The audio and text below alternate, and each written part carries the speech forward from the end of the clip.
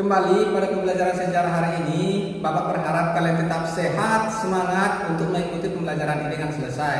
Oke, pada minggu yang lalu kita sudah membahas materi yaitu tentang sistem politik Indonesia pada masa Orde Baru.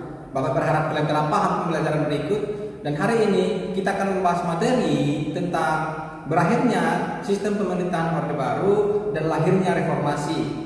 Ini sangat menarik kita pelajari. Untuk itu, supaya kalian lebih paham dan mengerti tentang pembelajaran ini, Bapak berharap kalian memperhatikan video yang akan kita tayangkan berikut dengan seksama, serius, dan fokus. Untuk itu, silakan diperhatikan.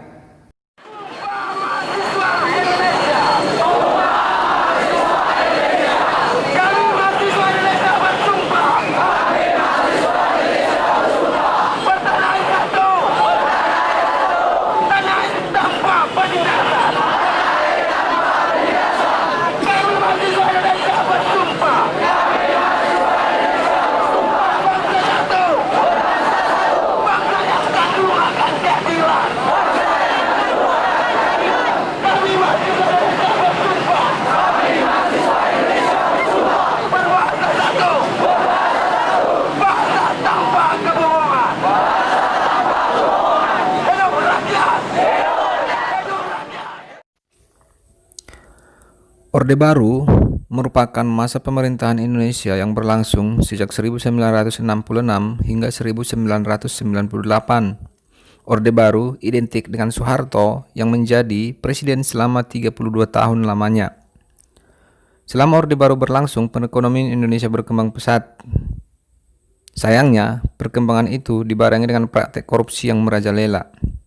Klimaksnya, pada pertengahan 1997, ketika Indonesia diterpa krisis moneter, akhirnya pada 1998 kekuasaan Orde Baru runtuh setelah Presiden Soeharto mengundurkan diri. Runtuhnya rezim Soeharto terjadi di tengah-tengah krisis ekonomi, kerusuhan, dan pertumpahan darah di jalan-jalan. Krisis Asia yang dimulai di Thailand menghantam Indonesia. Rupiah anjlok hingga level 17.000 per US dollar atau kehilangan 85%. Kondisi itu membuat hampir semua perusahaan modern di Indonesia bangkrut. Kemudian perjanjian dengan IMF 1997 mengakibatkan 16 bank tutup. Hanya 2 bank milik negara yang dibuka kembali. Kondisi tersebut semakin meneguhkan anggapan bahwa pengamat dalam dan luar negeri Indonesia sudah terbelit nepotisme, korupsi, dan inkompetensi. Akibat kondisi tersebut, demonstrasi besar-besarnya pun terjadi. Pada Mei 1998, demonstrasi yang digerakkan oleh mahasiswa sudah turun ke jalan-jalan. Mereka menuntut perbaikan ekonomi dan reformasi total. Demonstrasi semakin marak dan meluas hingga berlangsung di daerah-daerah. Pada 12 Mei 1998, 4 mahasiswa tertembak saat demonstrasi di depan Universitas Trisakti. Peristiwa tersebut merupakan titik balik dengan demonstrasi yang semakin marak. Demonstrasi bertambah gencar dilaksanakan oleh para mahasiswa, terutama setelah pemerintah mengumumkan kenaikan harga BBM dan ongkos angkutan pada tanggal 4 Mei 1998. Agenda reformasi yang menjadi tuntutan para mahasiswa mencakup mengadili Soeharto dan kroni-kroninya, melaksanakan amandemen Undang-Undang Dasar 1945, hapuskan duifungsi ABRI, pelaksanaan otonomi daerah yang seluas-luasnya, tegakkan supremasi hukum, dan ciptakan pemerintahan yang bersih dari korupsi, kolusi, dan nepotisme. Demonstrasi mahasiswa yang terjadi berujung dengan kerusuhan dan penjarahan massal. Di tengah terjadinya pembakaran dan penjarahan yang semakin luas, Soeharto kemudian mengundurkan diri pada 21 Mei 1998. 3 bulan setelah MPR melantiknya untuk masa bakti ke-7. B.J. Habibie yang sebelumnya sebagai wakil presiden diangkat menjadi presiden. Mundurnya Soeharto sebagai presiden menandakan munculnya era reformasi.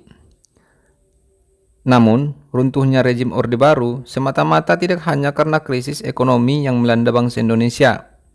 Runtuhnya Orde Baru diprakondisikan dan didahului dengan runtuhnya ideologi yang mengawalinya, yakni ideologi yang sejatinya bersifat luhur dan mulia, namun oleh rezim Soeharto diselewengkan menjadi alat legitimasi kekuasaan.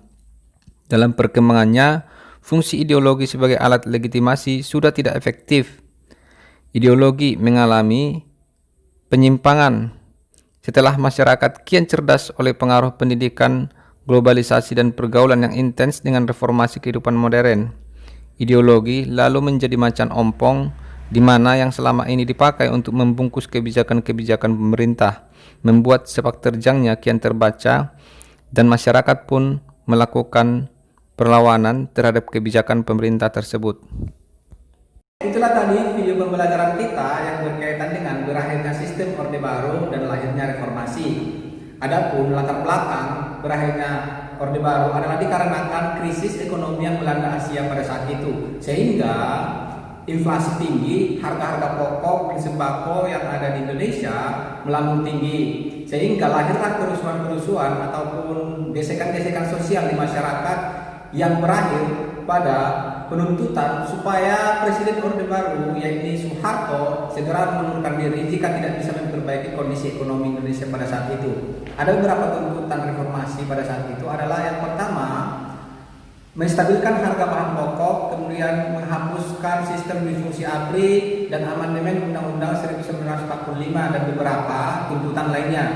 Atas desakan dari para demonstrasi mahasiswa yang terjadi di berbagai daerah di Indonesia, maka pada 20 Mei 1998, Presiden Soeharto resmi mengundurkan diri sebagai Presiden Republik Indonesia dan digantikan oleh Wakil Presiden Indonesia pada saat itu yaitu B.J. Habibie.